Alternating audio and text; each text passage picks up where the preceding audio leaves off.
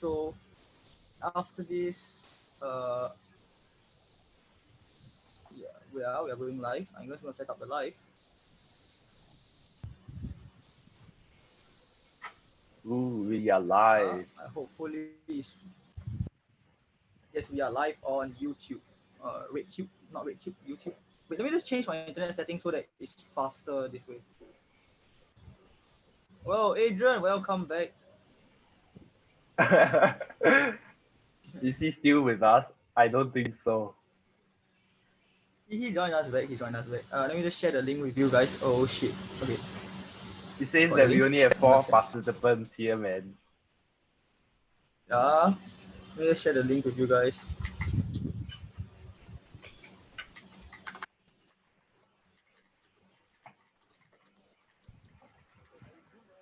Okay, so I've sent a live link to the WhatsApp chats. Just let me Awesome.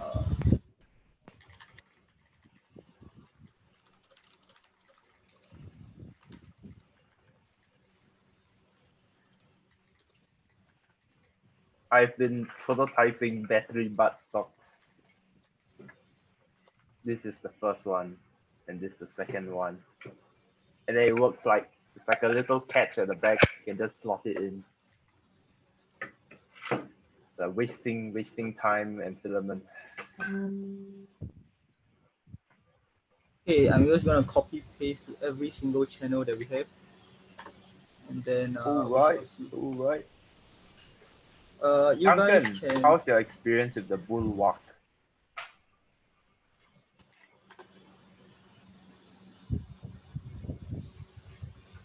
Duncan.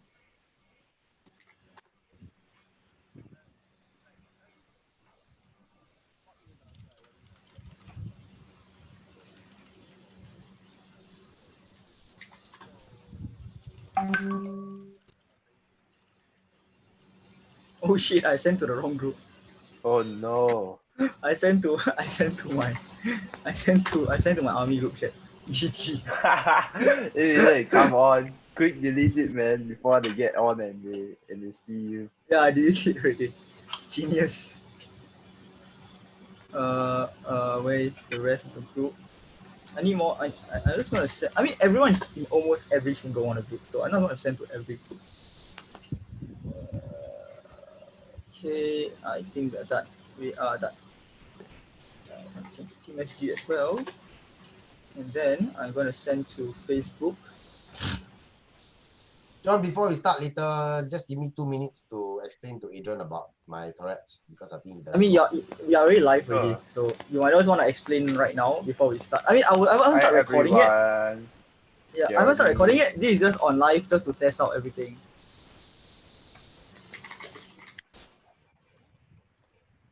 And I'm gonna post it on Facebook, and I'm gonna share it to.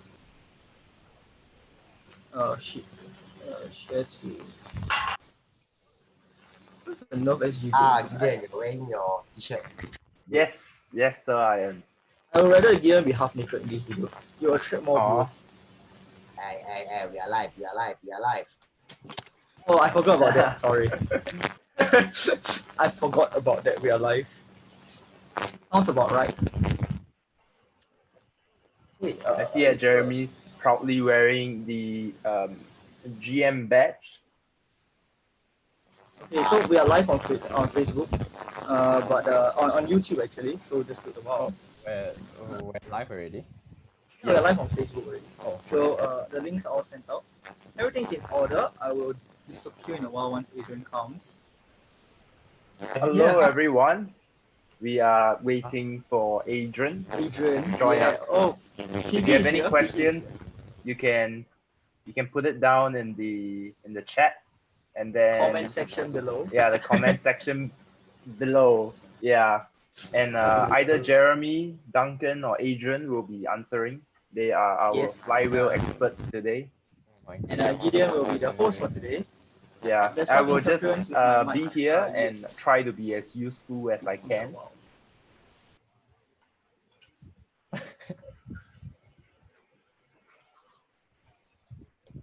Okay, now I think you should be able to hear me more clearly because I changed the mic. Oh, nice. Yeah, howdy guys. Huckleberry. Oh, what's up, Judd? You're online, boy.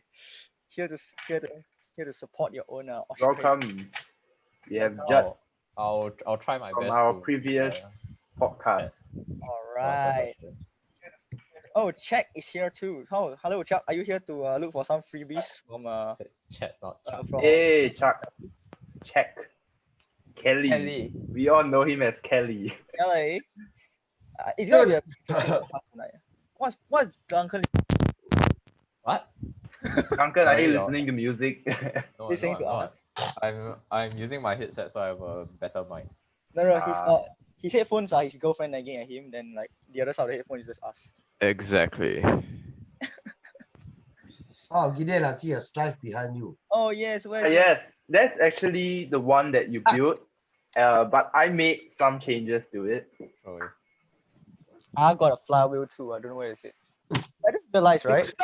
So I just I've realized. been printing a whole bunch of aesthetic kits, and Jeremy, this is Jeremy's built brushless stripe. I'm right now just prototyping a bunch of stocks for the battery to fit the nice. battery buttstock. Yeah, but this is just a sec. Yeah, as you see, it's not really its final piece. A piece just dropped out. Yeah, but this is built by Jeremy. So for Nice. all those in Singapore, if you're looking for mods, Clusters to be done. cluster to be done. Duncan Yes. and Jeremy will be Please, able to help please you go out. to Jeremy. Please go Yeah, to yeah. Jeremy. Duncan also Okay. can help. Yeah. So I've been printing a bunch of like aesthetic kits for the Strife. They're all on Thingiverse. But what's special is that Jeremy, he would be talking about this later. If you have any questions about it, it has something to do with brass, but Yes. it's in a Strife. Inserted. So you can stay tuned to find out more. Brass cartridge darts, obviously. You gotta know one more thing is if you're looking for things to 3D print, look for Gideon. You want to get your things done and wired up, go for Jeremy or Duncan. Yeah. I recently got a artillery printer. So Oh, nice. Is it the sidewinder? Yeah. no, it's the That's Genius, Huh? the baby brother. Oh, is it just a sidewinder but like smaller? Yeah, like the hardware is essentially the same. It's Ah, just the build plate nice. that's smaller. Oh, but those printers are so pretty. Like Yeah. I really And like the aesthetic. It's So like so at the so back cool. here, I have your regular Chongqing. Chongqi, those kind of like China printers. The cheap ones is like Ender 3 and then the clones. Nice. But then things like the artillery and maybe if you got the money, Prusa, they are like so far haven't given me any problems at all. Like it's just been chugging along happily. By the way, I found something today. I opened this up. If you Yeah, that's very if interesting, you Sida. have a set, okay, if you have a let's say you have a 3D print, if you have a let's say a 3D file of a flywheel, right? You can actually fit it into the setup at the back. No, the setup at the front. You can ask Adrian later to design like a Yeah. DW cage for the season. I need a cage for that because I found out that you can put a cage inside here, like Straight a up flywheel blasphemy, but like you can do it. and it's easy. Oh look, Adrian is on. Hey, Okay, Adrian. It's time to start the podcast in a while. Hey guys! Hey, what's up, Adrian? Oh crap, I dropped my mic. Nice. Hey, set. We are now live and we have our wonderful guests. Today from Australia, Yeah, from Australia. West. We have Adrian. Hi, Adrian. Hello! Hello, Adrian. Hey. Adrian, you're now live actually. So, are you ready for the podcast today? If I'm not, You're not. Sorry, Okay, have right. a whole list of people here to be here with you. So, I'll be going off and I'll be hitting the record button, okay, so that we can start recording. And Gideon, you might want to start off the podcast in. Okay, Yeah, you can just start. the podcast. awesome. Sure, thank you, Jonathan. So, Enjoy. welcome everyone that is viewing this podcast, whether be it in a video after this podcast is live, or right now you're live watching us. Yep. Welcome. Hello. We have three very well-known people. One very, very well-known people, all the way from Australia, and that is Adrian Ward. Yay. Yeah. Okay. Hey, And of Adrian. course, yeah, Hey guys. we also have Jeremy. He is well known to be like a Mr. Strife guy in Singapore. And we also have Duncan, always the guy that has all the latest 3D printed blasters in Singapore. No, So there's exciting someone to always else. see them. I won't name someone. So, Duncan has a few questions to start us off in the Questions. podcast. I have a few topics, I guess. Okay. Yeah. Okay, let's just start out with something very general. Flywheels, how do you put it? Flywheels, I'm sure you all felt it, but in recent years, right, flywheels have started gaining traction in the community as like a viable way to shoot darts, and with a lot of advances recently, we're coming out with more designs and they're becoming more efficient, and more people want to use them now. So can you guys think of any examples as to why that would be the case?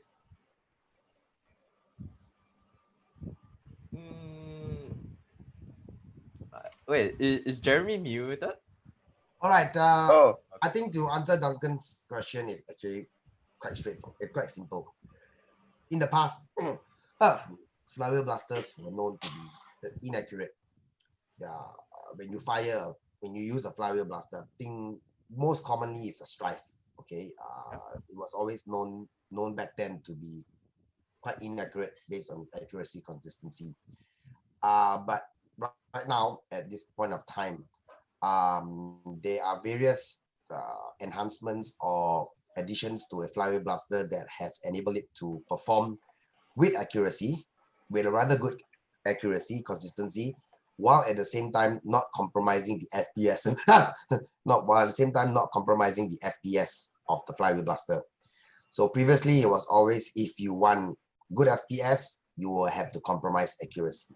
If you wanted good accuracy, you will have to compromise FPS. But right now at this point of time, people have found ways to actually enhance both the accuracy and the FPS. Nice. For me personally, a few years ago, back when flywheels started gaining popularity, was when OFP were on a rampage. OFP, Open Flywheel Project, if you guys haven't heard of them before, they've started the advent of 3D printed cages. They did a lot of theory. And along with OFP came a lot of flywheel designs, like the worker flywheel designs from like the containment crew flywheel designs. Those really helped to push flywheels.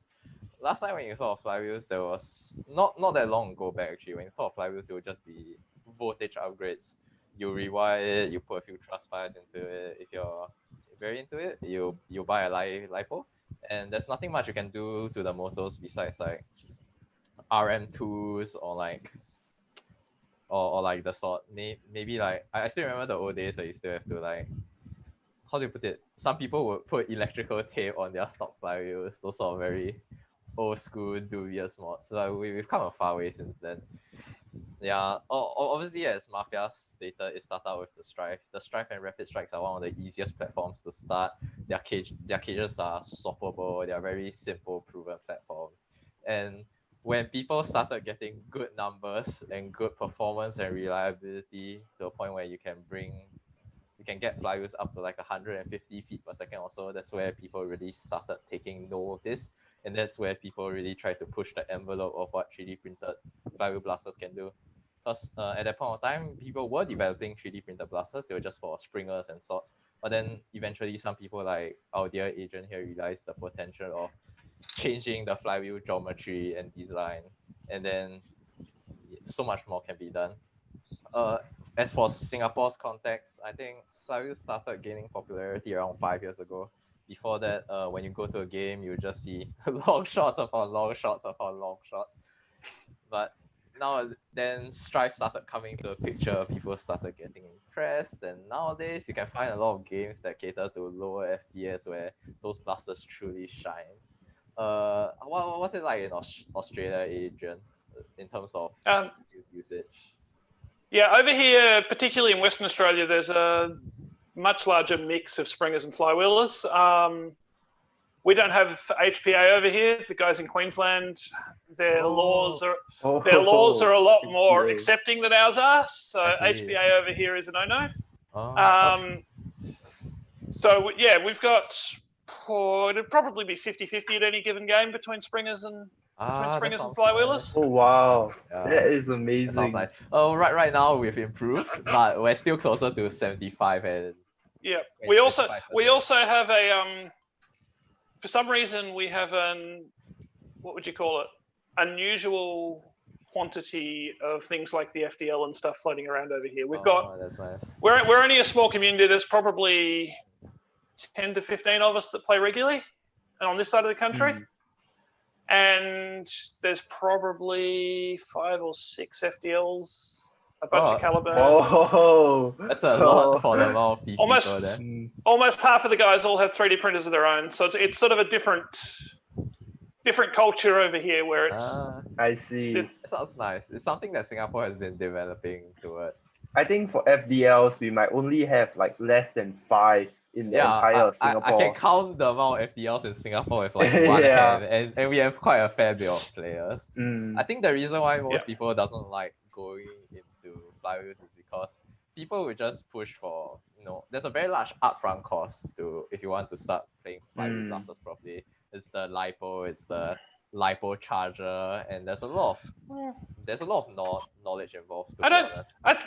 I think you can build a competitive Strife for similar Cheap. money to building a Yeah. competitive long shot if you don't worry about aesthetics and if you If you're 3D full print on your own in, like, cage, you get full on in functionality, 3D printed cage, Yeah. battery tray, and the rest is your own handiwork. Yeah, I mean, my daily blaster prior to doing the Nexus was a swordfish that it's got a body kit on it that I mostly picked up for free from a mate, and I think Okay. I probably spent about 50 or 60 Australian dollars on the inside of it, not Okay. counting one of our solenoids in the back end. So For under 100 Australian dollars, you can build a decent Strife. Yeah, definitely. I've built strides for cheap, and they just perform. It's something you can rely on. A good stride. Yeah. But now, Yeah, I mean, sorry. I was gonna go. I was going to go say ahead. okay, go Jeremy. Yeah, go ahead. I was going to say None- I'm also a baby to the industry. I'm also a baby to the hobby because I've only been doing this for 2.5 years. No, if you I've are been in the hobby for. we are like toddlers, Oh, How long have you guys been? Hang on, how long have you guys been playing for? Like half a decade. I've been playing for No. for me slightly over a year. But Yeah, okay. but Adrian brought up a good point about how flywheel blasters. Both Adrian and Duncan brought up a good point about how flywheel blasters now are they have reached a competitive level such that here in Singapore, we have players who actually use flywheel blasters for advanced games. What we call slightly high level games, where they go up against pretty strong springer blasters. And I mean, other than the Strife, or the Swordfish, which runs on a single stage flywheel setup, we have recently also had players, a larger number of players who are using dual stage setup blasters, like a Dominator, for example, which is a dual stage setup. So these setups are firing at about at 170 to 180 FPS on average. So with that, I think flywheels have really come a very long way. So yeah, I mean, you both are right. I mean, the flywheel community here actually, generally flywheels are gaining much more confidence, and many more people are starting to actually they're starting to have confidence back on flywheels, based on the fact that the FPS is getting higher and the accuracy is also being sustained to a certain extent. Yeah, I agree. I feel that flywheels can be competitive if played correctly in a lot of different style games. You don't need dual stage for it to there's a lot of flywheel blasters that are great, like they are fantastic, and they don't need to be dual stage. There's the FDL. I mean, obviously the FDL is great, right? Like, okay, but there's the Hummingbird. A lot of single stage setups can hit 150, 160, like if you do them correctly, and like when you do them that way, you actually get a lot of like increased consistency. In advanced game. Would now be a time to mention that I'm in the planning stage of a 5-stage daybreak cage. I think now is a very good time.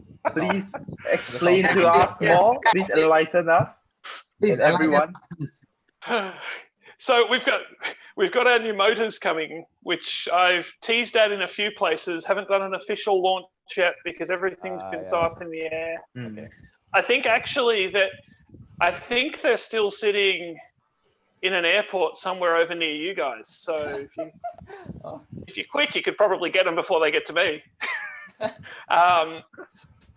But where a normal flywheel motor sits around the 36,000 RPM mark, the ones we've got coming in are rated for 75,000 RPM on 3S. It's a lot higher. Oh my god! Yeah. It's that we've designed them for the micro flywheel system, so they're optimized for that.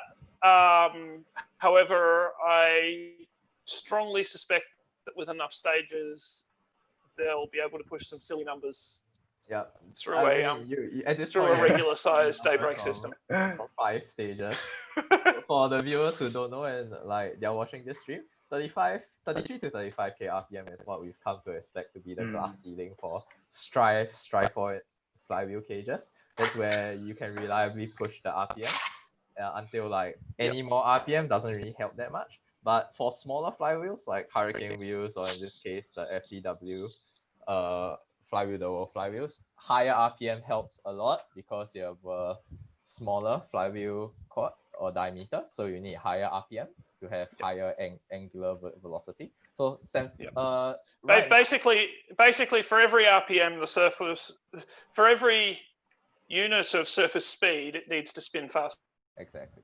So it needs to do more turns to. So nowadays for flywheel the world setups, like people are using a very outdated motor. I'm pretty sure it's quite outdated. It's the Honey Badger. It's been out for a long time.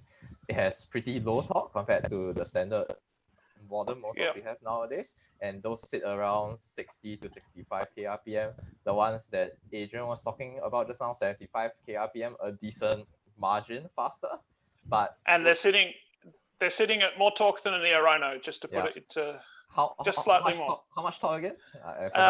850 GCM. Yeah. Give it ballpark. A Neo Rhino is around like 750 to 800 if I'm not wrong. So yeah. About that. A bit. So higher not as torquey as a full 180, but torquey for a 130. Yeah, definitely torquey for 130. And I don't feel much presence of 180 motors that you really want to use nowadays. And then 130 is a nice size factor that just fits all blasters. You don't have to think. I don't know. I still use Neo Hellcats in my daily. Yeah, I mean, like if in my Swordfish, I'm still running Neo Hellcats. Just throw them in. The spin up time is great on those. Yeah.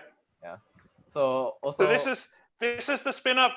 This is the spin up time on the new motors. A bit laggy on stream. You hear that? I can tell. I can't. Yeah, you can kind of. Where's the microphone on this thing? And starting now. That's a lot faster than Honey Badgers. Adrian, these motors, I believe, are whoever made the FTW wheels in mind, right? Yes, they are. Yep. Yeah, I mean, it's great that you are showing this to live because I think it's gonna spark off quite a bit of interest here for quite a number of players here in Singapore, because we have many players here who use side arms. You know, like the grass snake, the pigeon, so on and so forth, which utilize FTW wheels. And exactly. In the past, what we found is that the motors we use, they don't provide they don't provide enough power in order to effectively fire because most of these sidearms fire Stephens, are half-length darts, which are worker engines, and we have found that they actually they do perform, but we always wanted something that can be pushed harder and harder. So these motors I think are actually going to be, I mean, they're going to create a storm here, if I'm not mistaken. They won't necessarily on a single stage setup. Just to be fully upfront, they won't necessarily increase your FPS on a single stage setup. But what they will do is they'll allow the FPS to be sustained over more rapid shots. They'll spin up faster. The potential is there if you put 2 stages in, that there is room with these to shoot faster on a 2-stage FTW setup than you'd be able to with the Honey Badgers. But the 115, 120 sort of mark is about the limit of the system on a single stage. Yeah. What about the? Oh, go ahead. Oh, what about the 5-stage Daybreak setup that you're talking about? What FPS do you think that we are looking at? I don't know. I've done the math, and the surface velocity, the root surface velocity of Daybreak, so that's the speed that the surface is traveling at the narrowest part of the wheel in the middle. At 75,000 RPM, they're traveling at 400 FPS. Yep. So if I can get over 300, I will be very, very happy. Yeah, because there's more, how do you put it? What's the word? There's more inefficiency as you stack cages on top of each other. Exactly. The perfect mats, even though your mats is on point, the more stages you put, you expect like a slight drop. Absolutely. I was gonna say around 350 FPS, but I think Adrian is more conservative than me. I was hoping for higher. I'm like, wow, 5-stage Daybreak sounds freaking fantastic. Yeah. Also, regarding why the higher RPM and torque is important, especially important on motors made for FTW wheels, is that on most FTW pistols, you don't really want a rev trigger because it interferes with the design. It makes the design larger. A lot of these people like it to be small. They like it to be grip fed, like the mag goes through the grip. So a lot of these sort of pistols, the trigger is dual stage, and in dual stage, the more torque you have, the snappier your flywheel response is, and in a lot of cases and in a lot of scenarios, you get increased consistency and you get a lot of increased performance just by upping the torque. I'm not just talking about upping the torque by like a bit. You're like doubling the torque on like Honey Badger. Yeah, I mean, it means like if I'm going to fire this now, I can get a decent FPS shot off just by snapping the trigger. I didn't pause. I didn't wait for a rev up. Yeah, I'm on Honey Badgers, when I just snap the trigger like that, I can almost expect heavily reduced performance. But so Adrian, on your side probably feels a lot better to snap the trigger.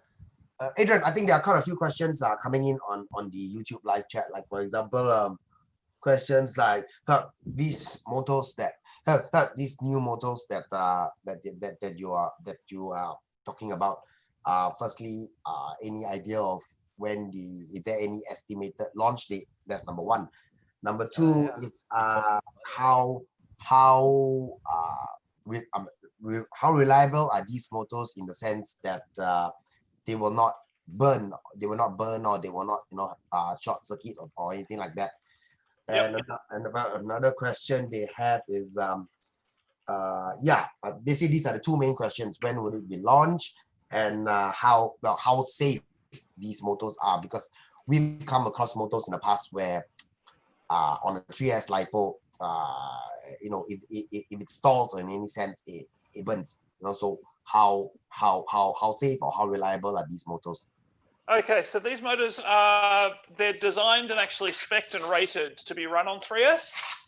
They're where every other motor that gets the RPM you need for an FTW system is actually designed for 2S, and we're pushing it past what it was ever designed for when we go on to 3S. From the outset, we've specified that 75k RPM on 3S is what we were aiming for. They're running dual ball bearings, so the same as your Krakens or your Valkyries or your Fang revamps, any of the current crop of motors. And we're also using a new conductive polymer bush instead of carbon brushes, which estimate is that it should give around 50% more lifespan. They arc a lot less. You know when you rev up with your cover off and you have a look at a set of honey badgers on 3S, you get the giant spark as you start to rev up. Yep. Yeah. Yes, correct. So we've got great big vents on these. I'm going to see if I can get this up to the camera here. You can see right inside there. Yeah. Yep. Oh, that's one big vent. That's a huge hole. Yeah. And it extends all the way down the length of the motor. So they're heavily vented. And I'm going to do something now that you would never do with a honey badger. Yeah. That's a lot. That's a long rev. That's a long rev.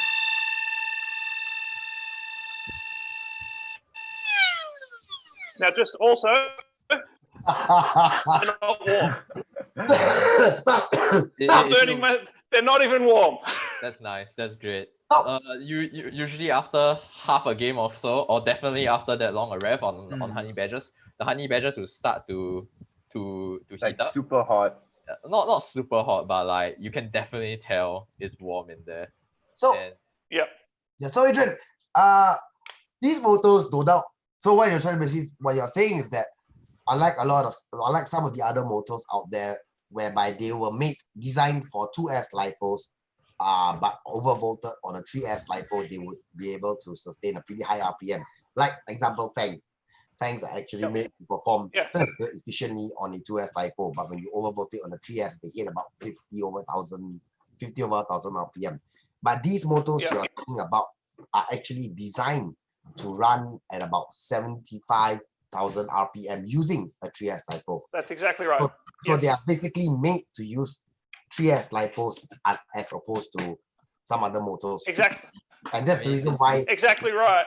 That's the reason why they are quite safe, and the reason why you were able to rev it, spin the motors for quite a while without the motors heating up and burning up or anything like that. Am I right to say that? Melting the cage. Yeah. Yeah. Now that's exactly right. So there's no residual heat. There's no risk of melting your cage or anything like that from them. Okay. Nice. So now the other is that if you undervolt these on 2S, you're still getting 50,000 RPM. right, that's the part that I was interested in. You still get 50k RPM, which You could run higher than the original. You could run a Daybreak 39mm cage on 2S with. Yeah. Your RPM is a bit. Is a bit lower, but the RPM is there, and you'll still get great performance. And compared to the 55k RPM when you run on Fangs revamp, it's not that much of like a drop in RPM, and you still get a respectable torque. But the main difference is that you're not overvolting the motor, so you guarantee your motor's lifespan, and the noise you get is also probably a lot better in that scenario. Yeah, they're a really, I don't know how well it comes through, but they're a really smooth sounding motor. So Adrian, can these motors also be used for example, a strife setup or a strife build, using your normal size cages and normal standard size flywheels? The RPM would be a bit high, isn't it? The RPM would be a bit high. 50k RPM would be a little bit high for, say, like a worker cage, even a high crush one. 50k RPM sort of getting more into the Daybreak. So you could you could run a Daybreak Strife on 2S using. You can just use a Daybreak setup in a Strife, but I'm pretty sure there'll be no great downside if you just threw a 50k RPM setup into a normal Strife cage. You might get a little bit more dart wear because you're spinning a bit more dart wear than usual, especially if you use the worker wheels with the. So for it's just the next question I have is just for for those viewers on the live chat, because we've quite a few people who may not be well versed in flywheels. So I'm right to say that if the RPM is too high and you're using, let's say, the crush is, even let's say a crush is about 41.5. I mean, we consider that as a high crush, but not a very high crush. So if you're using these motors that are running at 75,000 RPM, but you're using a 41.5 mm crush, that would actually not really be effective for higher FPS, because the darts will be slipping through the wheels rather than being grit, right? You may even lose some FPS. Often FDLs will hit harder at 80% than they do at 100 because you're slipping more at 100. Okay. So if you go too fast, it actually can be a negative thing. I also wouldn't recommend using these motors on 2S and in a high crash setup because the torque numbers are a bit on the edge there. I'll recommend just going for a big mid-crash setup with those numbers as well. Yeah. I think Because why I'm bringing this up is because there are people who sometimes have this misconception that the higher the RPM, the higher the FPS you get. I mean, people who are not versed in flywheels usually tend to have that kind of concept. The higher the RPM, the higher the FPS. But this is so that everyone is aware that sometimes you gotta find that sweet spot, because if your RPM is too fast and you're using the crash not high enough, you actually end up with the darts slipping through the wheels and you get a drop in the FPS. That's exactly right. And then increase. So this is something that well, here in Singapore, it's good for the viewers also to actually know. Hearing it from you is also something that actually helps a lot. Yeah, that's quite important. Yeah. Well, we have a question from Huckleberry or Judd. Mr. Judd. His question is, so with all this talk about flywheels, what is everyone's go to a flywheel sidearm? For Adrian, is like, what is the go-to flywheel sidearm for Australia? And for Duncan and Jeremy is in Singapore's context. My go-to flywheel sidearm is my Night Snake. Okay, I'm gonna give a disclaimer first.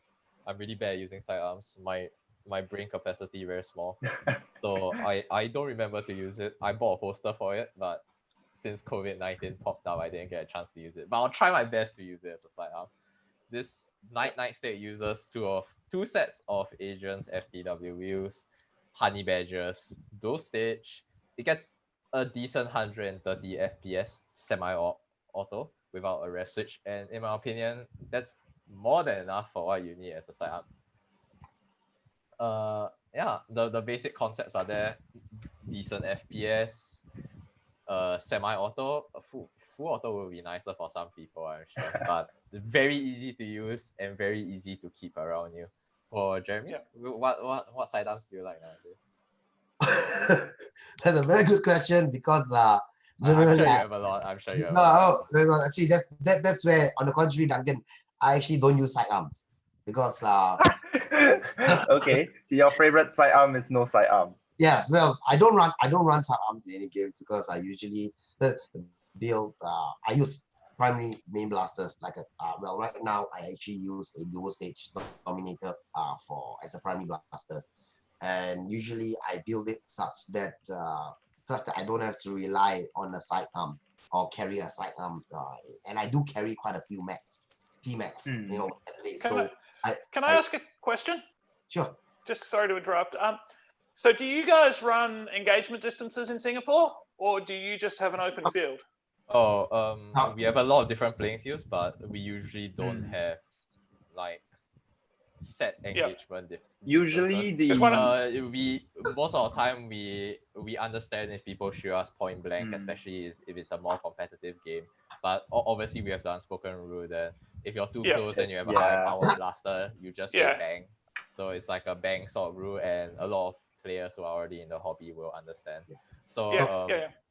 But so that's carry on, Jeremy. Sorry to interrupt. That's not a very hard set rule on if you're that close to someone, you have to use a blaster that's within the FPS allowance. So that's the reason why that a lot of people in Singapore just run with one main blaster, because people understand that just shoot. well, Duncan is right. I mean, that's one reason why I don't really carry a sidearm, because we don't exactly have many rules on point blank. In fact, to be very honest, point blank is actually something that allowed. But if let's say, we do have a gentleman's agreement where if you are close enough to a player, instead of firing at that player, you tap the player out. Yeah. Some games they allow bang bang, the bang bang rule, so you just go bang bang. But there are some games, like when I host a game, I don't use the bang bang rule. I just use I use the tap rule. Gotcha. That's enough. Yeah. But point blanks are basically point blank is basically something that it's allowed. If we don't. Yeah. I mean, there's a saying here. In Singapore, when we play advanced games, take it like a man. If you can't take it, if you can't take the pain, don't play. So Yeah. See, we play it like that here. Because Yeah, because we play in our high FPS games. We play an engagement distance, and it's not for it's not from a pain point of view. It's more to balance the field, because it means you can have 130 FPS blaster and still be competitive on a field where there's 250 FPS blasters. Exactly. Yes. It also means that sidearms actually come into their own, because there is a reason to draw your sidearm if you're too close. Yeah. A lot of our guys. Yes, you go. Yeah, that's a nice point. That's very cool that when you have a minimum engagement distance, it forces the people who hit their primary out for very high FPS to be wary of someone who's close to them, or someone who could potentially close in too fast. That's that's very it's cool. It's also good fun if you can close that engagement distance and rush someone while they're trying to prime and side up. That's actually one of the very good points about using a flywheel blaster, is such that you don't have to prime. So if you're able to engage your opponent at a close enough, you're able to get close enough to engage your opponent. Your opponent is basically he's gone. He'll be tagged out. Yeah. So I mean, it's one of the good things that I've always found about flywheel blasters, which is why when I play games, I may use a variety of both. I may switch about during the game and use a springer after a while, but my love for flywheels will never die. You'll always be there, because it's just something that I started out with. It's something that I worked on, and you'll just never die. Yeah. So, here you go. Another question. I didn't answer the sidearm question. Okay. Yeah. Okay. Yes. Adrian, please. I'm biased, but Next, this is my go-to side. I knew it. What Product placement. Before I run out there, just say what it is. Sorry. Say again. Feel free to show off what the blaster is for everyone here. Flex it. So the Nexus, it's a micro flywheel blaster.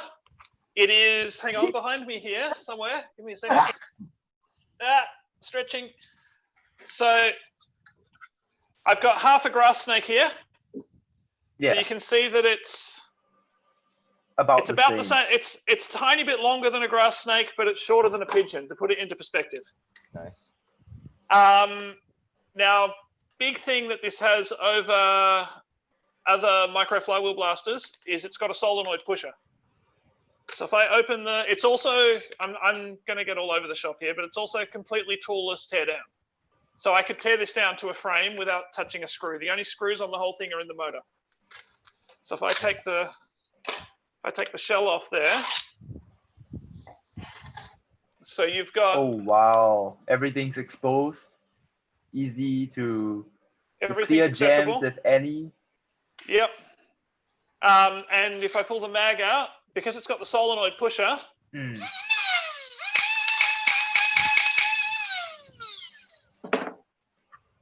on.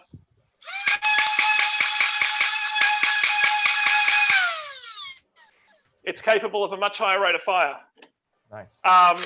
Solenoid pusher is good for up to 15 darts a second. Right. Especially the FTW solenoid, right? Okay, I'm gonna. Yeah, so that's give Adrian a chance to shamelessly plug his solenoid. What's the there you difference go. Shamelessly. between? Well, that way up.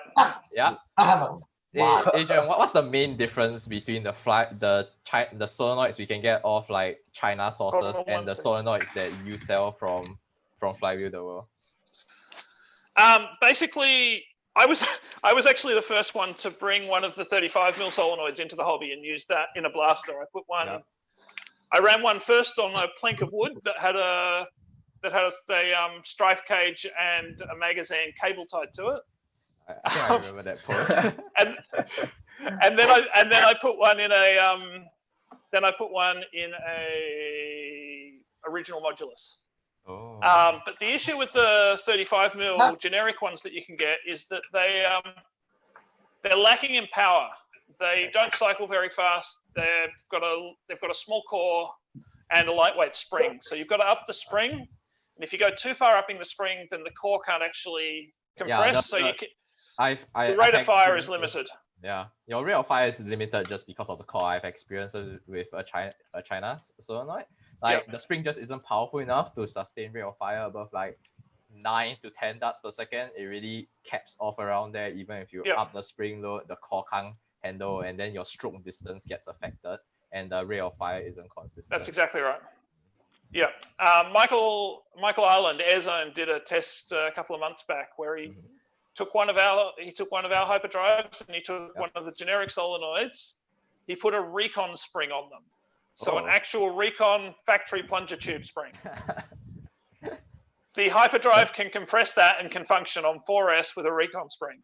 Wow, that's really impressive. I think the other one would cycle really fast. The other one doesn't even move. It can't. It can't get off stop. It just stays fully closed. I see. So yeah. So what is the name of this blaster again? Sorry, I didn't catch the name. What is it Nexus. called? The blaster is the Nexus. The Nexus. It And we're calling it that because it's without screws. Sorry? It tears down without screws. So I can take that, and I can also take the same blaster that I just had, and I can. Is that a different color? Or is... I can make it JDM purple. Oh wow! I really like that's really simple. Thing. Or hang on, I'm going to stretch again. Hold on. Where's there? So Adrian, with the Nexus, or if you're playing an indoor game. But that's stealthy black. Wow. Oh wow! And Duncan's running a FTW solenoid. So nice work, Duncan. So Adrian, am I? Let me be the first one to say this then. If you ever do come to Singapore, leave your Nexus blaster at home. It's still only a sidearm. It's still only 115, 120 FPS. Well, with a sidearm like that, I mean, you're not gonna need a primary blaster then. So. No. Now the other thing with the Nexus. The other thing with the Nexus is this one is wired up in semi-automatic, just with a basic straight-through switching setup. We have motor boards on the way, which will be the right spacing to put, and that will work on any FTW blaster. So they'll sit on top of the motors. They'll have the XT30 on the back of them. They'll have a really, so you can literally just sit it on and there. solder it on. We also have, and development is, we're just making some changes and getting another prototype back at the moment. We have select fire boards coming that have been made specifically for the Nexus. Yeah. Wow. So the Nexus is going to be a three-way select fire sidearm. Very nice. I also heard that you have additional body parts for the Nexus, like the stock and extended foregrip, as well as single and dual stage capability. We have that in the works. It's not. I haven't actually printed any of those off yet. They're just sitting in Fusion, gradually being worked on in the background when I get a moment. I'll let you guys know they look fantastic. Like they look really nice. Just take my word for it. Okay. If you guys don't mind, there is a question here on the YouTube live from Joseph, who's asking about is there any way to use ACC 2 darts on a flywheel blaster? I mean, isn't that Piggy's question? ACC 2. That is Piggy's question, and then it was reiterated by Joseph. So two people from our live chat is asking about using ACC, those hard tip darts. Yeah. Hard tip sessions. Hard tip darts with FTWs in particular, or with flywheels in general? With flywheels, with FTW. Okay, with flywheels in general, if you're going low crush, you'll get away with it. If you're looking at like a 43, maybe a 42.5 mil cage with normal flywheels, they'll probably pass through. If you go any higher crush, Yeah. they won't go through. They'll Grind. they'll hit the whip. You end up with two little flat spots on the tip of your dart where they hit the wheels. Yeah. And you get a very cool grinding sound. Let me show you guys the viewers an example of what Adrian is trying to say. Now, these are standard worker wheels. Okay, they're standard worker wheels. Now, as you can see, the concavity is pretty low. So when you have, if your crush is too high, okay, when your dart goes in, it basically the tip is what actually stalls the wheel, stalls the motor. It stops the motors from spinning, and your big dart basically gets stuck. So this is the reason why usually for flywheels, we always advise flywheelers to use soft tip darts instead of hard tips. Yeah. However, okay, Joseph's question also was asking, saying that there was a method to use hard tip darts on a flywheel blaster, and that is I'll just show you guys. That is basically, you can do it whereby you use what daybreak wheels. I mean, because the daybreak wheels, I've tried it before, so apparently it works, but the crush also cannot be too high.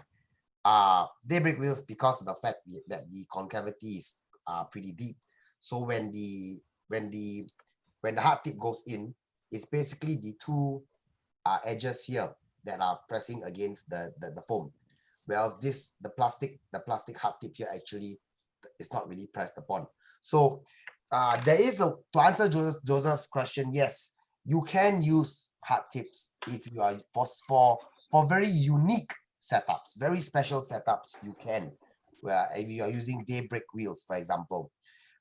However, that being said, it is still a risk that you take, because well, you could actually still end up damaging the flywheels, because ultimately, they're hard tips. So as they keep going through the wheels, they will wear out and actually damage. Even if it's daybreak wheels, they will damage your daybreak wheels eventually. It's also not good for the motors, because you've got a much higher shock load being sent back down the shaft of the motors. So to reiterate Jeremy's point, you can use hard tip darts and flywheels, especially if your crush is around the 42.5 to 43 mm mark. For daybreak, they have a smaller center diameter, so around a 41 mm cage motor separation. Daybreak cage is roughly equivalent to 42.5 or 43 mm for normal strive cages. So in those setups, you also can shoot hard tip darts through them, but generally I would recommend against firing half length darts through them. Especially since that with soft tips you get so much more. You get the option to use higher crush motors, and the main theory, correct me if I'm wrong, Adrian, is that in half length setups with flywheels, what you're trying to fling through the flywheels is the tip of the dart, almost as much, if not more, than the actual foam body of the dart. And that's where most of your velocity and where your energy transfer actually comes through. So you would really want that crush to really grip on the tip of the dart of your choice and to fling them out. So that's the reason why we really don't want to use darts such as ACCs, just because the tip is hard, you don't get good traction or compression from the tip, and like there's not enough surface area on those sort of dome tip darts for you to really transfer the energy to a dart. Which is why cut down AccuFix, cut down waffles, worker darts, all of those will give you significant performance increase in like half length flywheel setups. Thank you, Duncan. So we have time for one last question. This is something that I believe Jeremy has things to share about. It's regarding accuracy. So everyone knows that it's common knowledge that people think generally flywheel blasters will not be as accurate as springers. So, and there's also the short dart versus long dart. Streamlines have always been used last time in like your flywheel blasters, but now we start to see more and more people use short darts, Stephens. So what is your take on using streamlined long darts versus using short darts? And also, Can flywheels be as accurate as springers? For me, or For everyone's take here.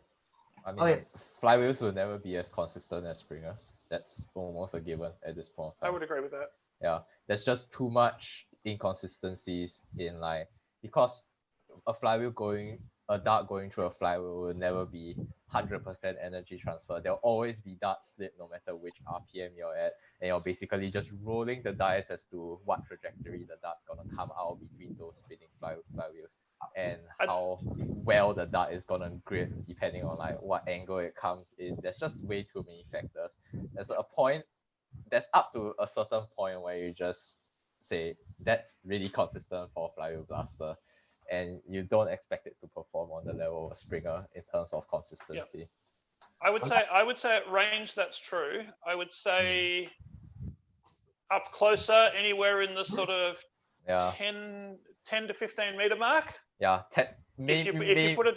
If you put a decent dart guide after your barrel, probably something that's at least the length of the dart. Yeah. That will Help. that will greatly help with accuracy. Yeah, exactly. I can hit with an FTW system with a dart guide out of the barrel with full lengths in a recon. I did a test where at 10 meters I was hitting a 4-inch pole 9 shots out of 10. Nice. That's pretty accurate. 15 meters to maybe even 20 if you're being optimistic is where you can really, point and aim with a flywheel blaster. Yeah, Exactly especially with a dart guy really helps, guys. Like not just like printed, like not just brass dart guys. I know brass dart guys were a thing back then. Like the Morpheus was kind of popular, where basically you have a barrel extending in front of your flywheels, the exact length of the dart pipe that you're using. Those help the darts to travel in a more predictable fashion just after they exit the flywheels. But nowadays, a lot of printed dart guides are integrated into blaster designs, such that, especially like the Gryphon, the Night Snake, they all have a decent short bit of barrel length, designed to be around the same length as the dart that they are designed for, and those really help with dart consistency. If you are printing a barrel guide, make sure you sand the inside like nothing else. Yeah. Make sure it's smooth and shiny on the inside and doesn't have any layers. Yeah, like make sure your print is pretty pristine. If not, make it pristine. Yeah. So Jeremy, talking, I mean, yes, both Duncan and Adrian are absolutely right. A flywheel blaster will never be able to perform with the precise accuracy that a springer does. Okay, whether it's on full length or half length, it will never be able to perform as effective, as efficiently as a springer.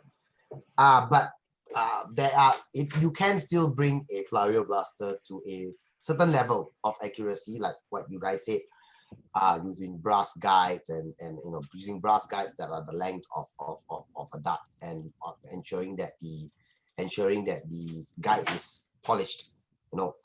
Here what I do is, when I polish my brass, I use lemon pledge, because the concept of using lemon pledge is such that it not only shines and polishes the brass, but it also makes it very smooth. It's something that there is some information about it, which I don't have it on hand now, but it's with regards to the some chemicals and the substances that is used in lemon pledge that actually makes it a more effective way of smoothing and polishing your brass guides than using autosol or Brussels or something like that. But then again, brass guides are all these things. What I personally feel, they are supplements to help to sustain or enhance the accuracy a little bit. The fundamental aspect of getting good accuracy on a flywheel blaster is based on your flywheel alignment. How perfectly aligned your flywheels are to each other. At the same time, they have to be symmetrical to your entire barrel system. So this is something that actually fundamentally, that is what starts your flywheel blaster off, giving it its accuracy. Exactly. And then the brass guide, is something that helps to supplement it or sustain the accuracy as the dart is traveling through. Now this is what I would say for full length darts.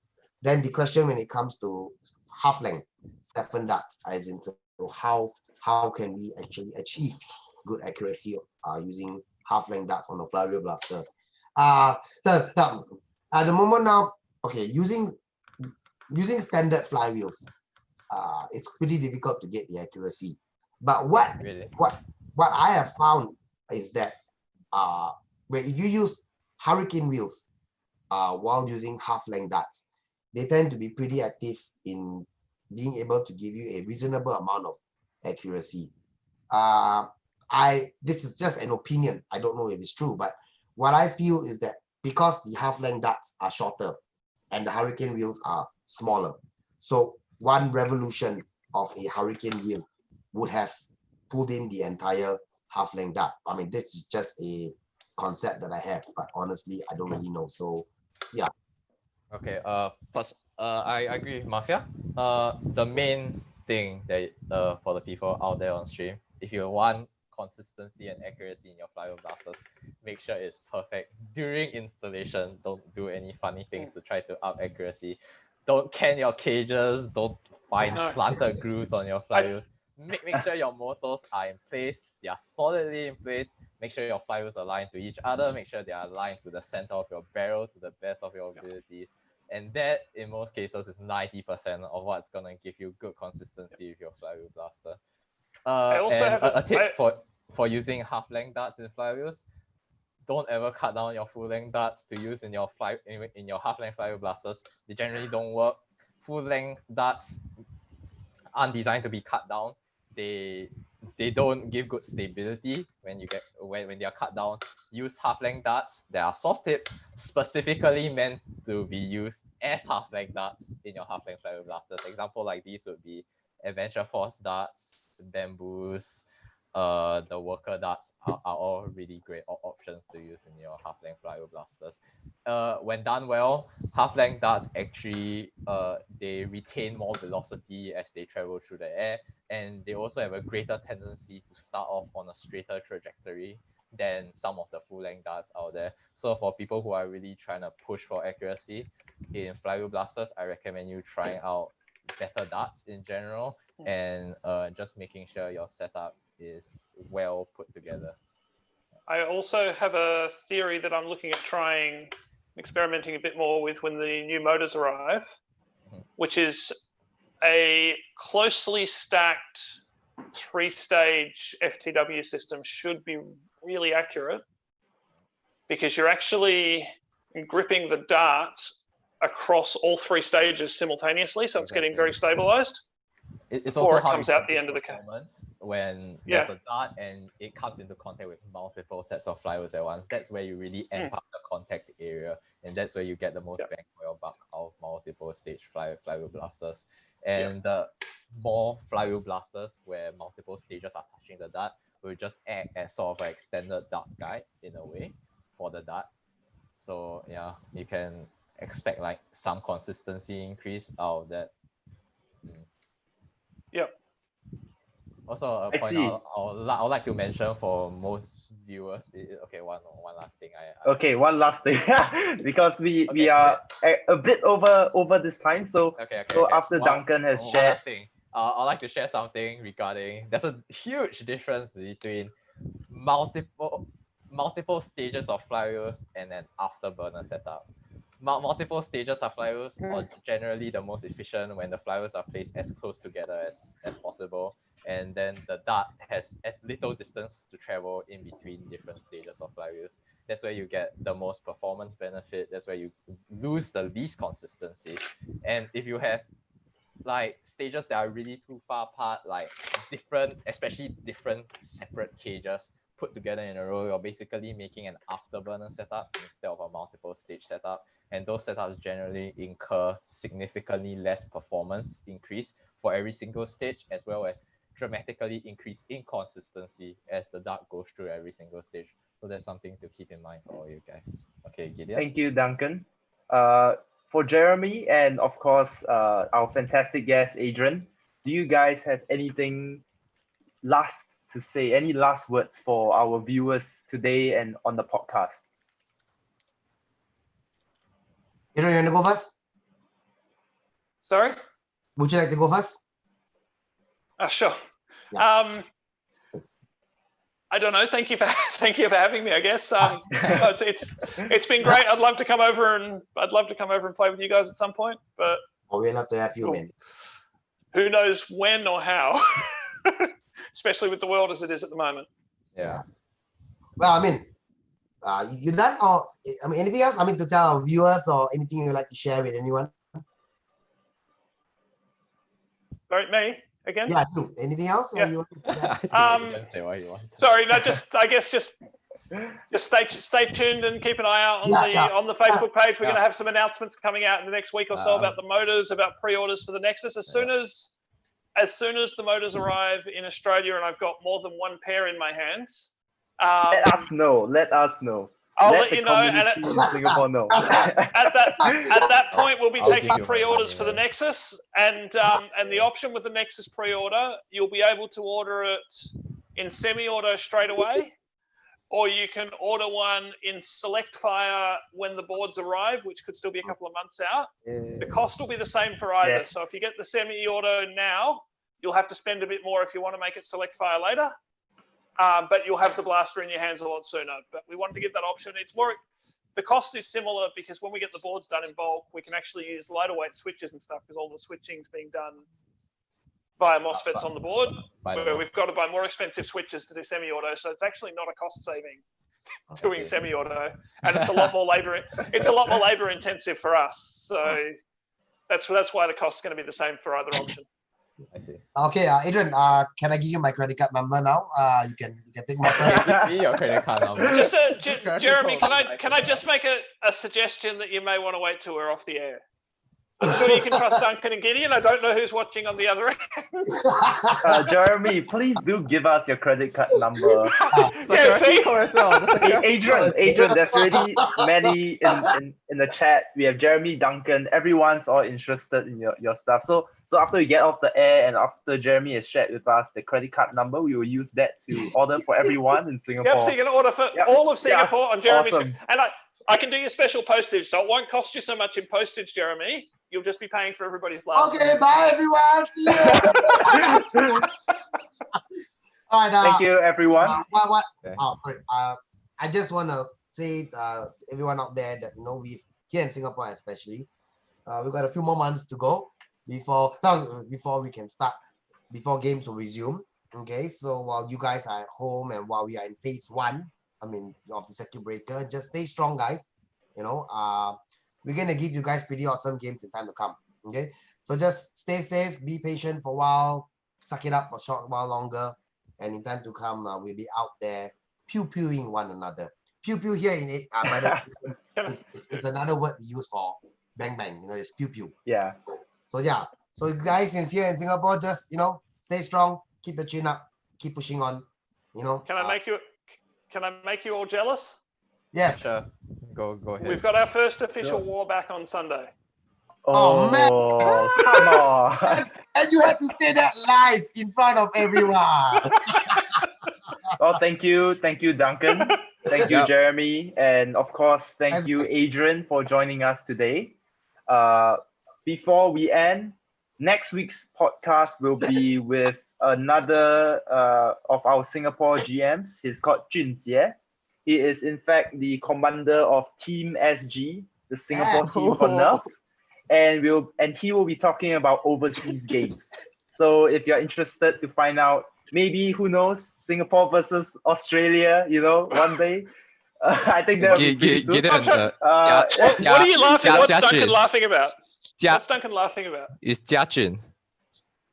Jiajun. Oh no. Okay, I'm reading off from what Jonathan Tan said. So Jonathan Tan's probably. It's not Nerf SG, it's Team SG. Commander SG. Team SG. Yeah, Team SG. Not Nerf SG. Nerf SG is the one that on Nerf SG's podcast is gonna come like at the back. Okay. So we will have Team SG on next week's podcast. Please, everyone, stay tuned. and excited. If you have any questions regarding Adrian Ward, please throw him your credit card number, and of course, buy for everyone else here. Adrian is flexing the Nexus right now in front of you, like on live stream. Yeah. Just like Adrian.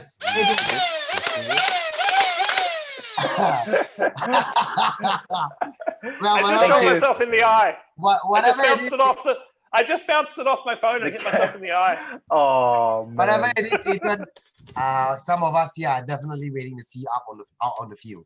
I mean, it will be a fantastic opportunity for us to one day get together. Do you want me to give a 2-second sneak peek of the reload system that I'm working on? yeah, I've been looking Yeah, for. let's end off with Please that. do it. Let's I stop want with to order that. Let's stop with that. Yes. Let's end off with that. 5 sets. Hang 5 on, sets. I'll see if I can make this do it without my phone falling over. Nice. Oh man, you see something? Yeah. Yeah, show them how you put it to the back of your belt, if you can. Oh, I don't have that on at the moment. Oh, I see. I'm just working on the drop leg platform. Yeah, this is the do building loadout, right? Woo! So simple. Wow. John Wick style. So that's my whole goal when I built the Nexus was to make it dual wieldable and easily reloadable. So that's sort of something that I can't do without. I needed to be able to change mags without having to use my elf hand or anything like that. So hopefully once I've got that done, I'll be able to run 3 mags on each leg, plus 1 in each blaster. So 8 Talons and 2 Select Fire Blasters at the same time is what I'm aiming for with it. And with that, ladies and gentlemen, we have come to the end of today's podcast. Thank you, Gideon. Thank you, guys. Good Thank night. you, everyone. See you all soon. Right. And that's how Adrian